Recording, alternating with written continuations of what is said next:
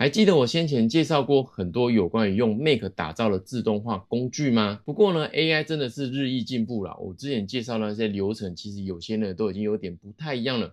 而现在 Make 的最主要的主流呢，已经把它完全趋向于使用 Make 里面的 AI agent 来打造这些自动化流程。所以最近呢，阿汤也会慢慢的重新再开始把这些 Make 的相关教学呢更新一下。首先，今天我们要来做的呢，就是教大家要怎么透过 AI agent。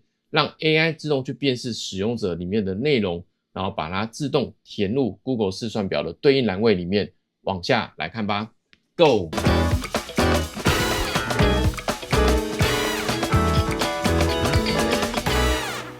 我们的会员频道已经正式启用喽！如果你对 AI 教学内容有兴趣，每个月只要一杯咖啡的钱，就会获得更多的内容。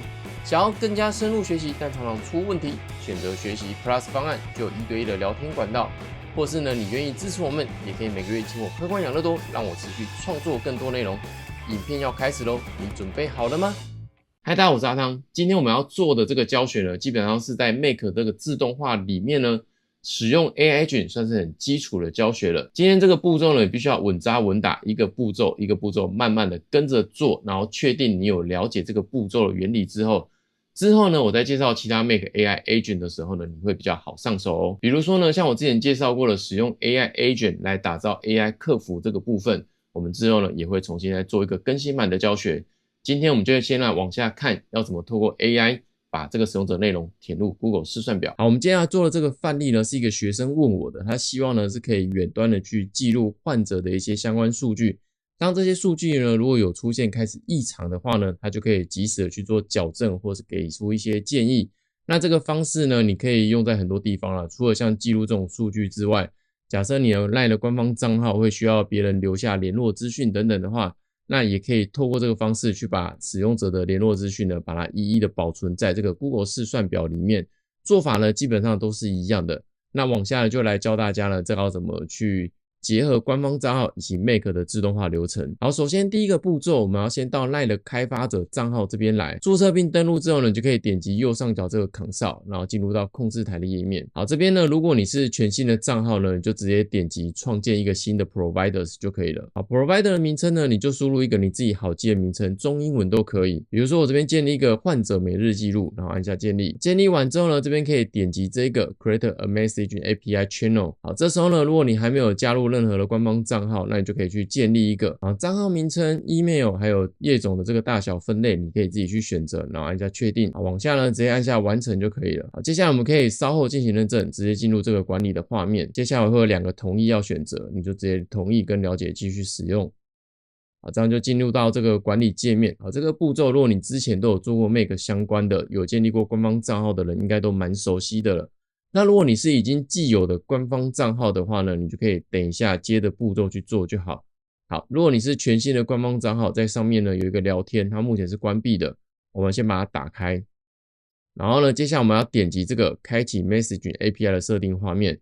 如果你是已经有官方账号的人，但是你从来没有用过 Webhook 的话呢，你可以接在这个步骤继续，就是聊天你确认有打开之后，下面会看到一个 Webhook， 你可以点这个开启 Messaging API 的设定画面。好，这时候你就可以把它启用，然后去选择我们刚刚建立的那个 Provider 的名称，就是我们刚刚在开发者账号这边就有建立一个，比如说患者每日记录嘛，我们就可以在这边去选择我们刚刚建立的那个 Provider， 按下同意。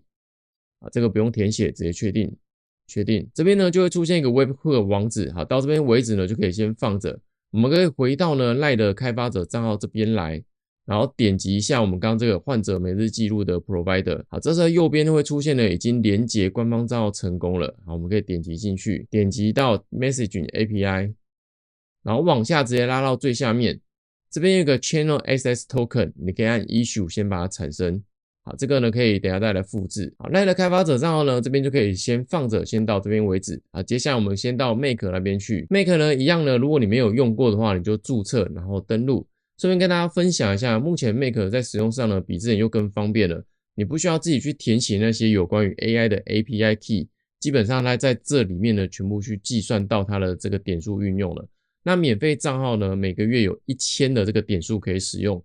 使用包括呢会扣掉节点，也会扣掉 AI 的使用。那基本的功能呢，免费账号呢现在呢已经算蛮完善的。今天我们也会用 Make 里面的 AI Agent 来做给大家看。好，首先第一个步骤，我们先点击左边的 AI Agent， 然后我们来建立一个 Agent， 这边要选择建立一个连结。好，名称记得一样要打上一个自己好认的，然后按下储存。好，接下来这边有个 Agent Name， 你可以打一个你自己好记的，或是比较符合这个需求的，比如说把它称为患者资讯记录小帮手。好，往下呢这边会有3个模型可以选择，这个呢都是 GPT 的模型。那前面这2个呢，就是它目前开源出来的模型，或者你可以选择 GT5 Mini， 但是呢，如果以记录资讯来说的话，其实你可以选这个最小的 Small 来使用就可以了。好，再来往下呢是系统的 Prompt， 就是你要给它做的指令是什么。那这边很简单，你就跟他讲说你是一个专业的患者资讯记录小帮手，会把患者提供的相关资讯直接填入 Google 试算表。那另外呢，如果你希望呢，除了填入资讯有记录之外，其他都不回应的话，你可以跟他讲说，患者如果没有提供血压、心跳、体重资讯的话，就不做任何的回应就好。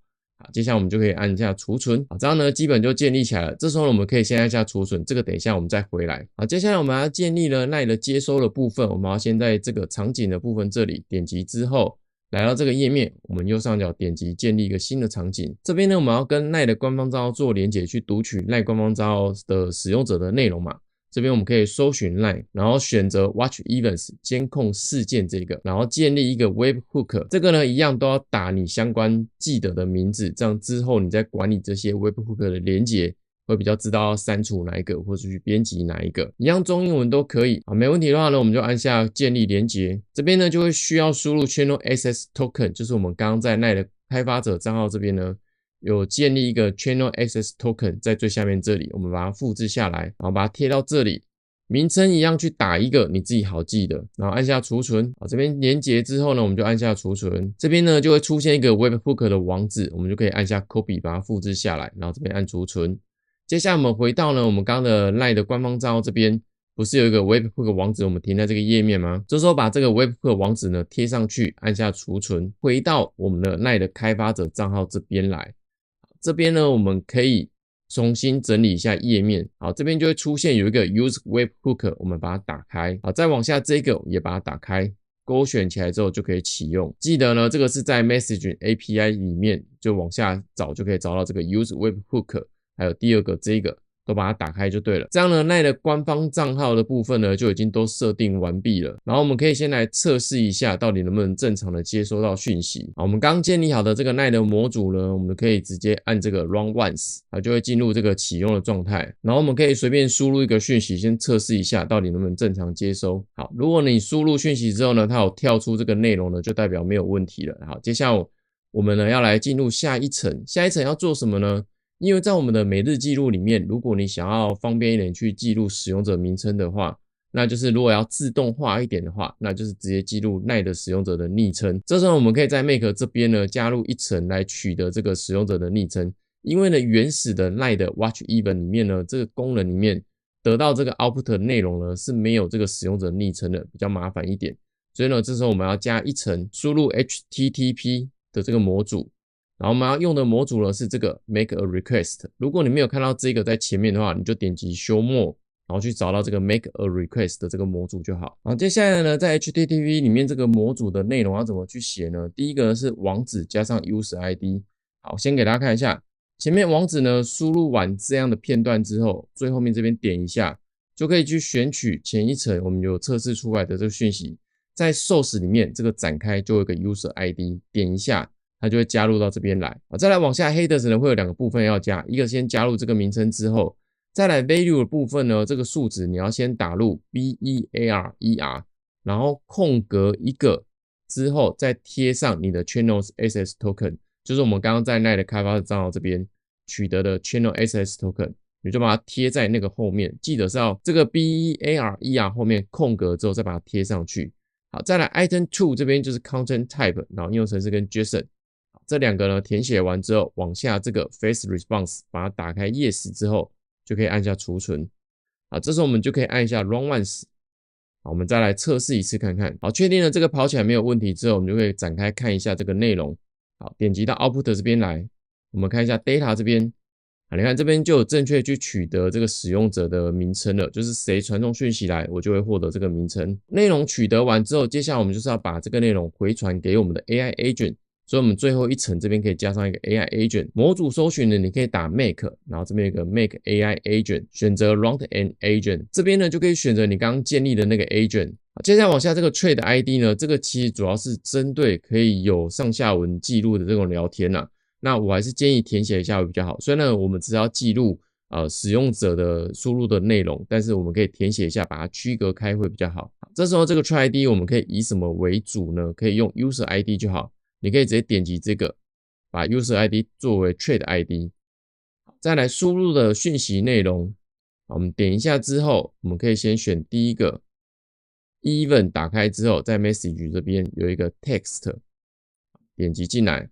再来我们按一下 shift enter 换行之后，第二个呢，我们可以加入使用者的昵称，因为后面会用到嘛。我们可以这边先打使用者昵称，然后去选一下我们刚刚第二层呢这个 HTTP 获得的这个 display name， 就是这个昵称的部分，那你的昵称的部分。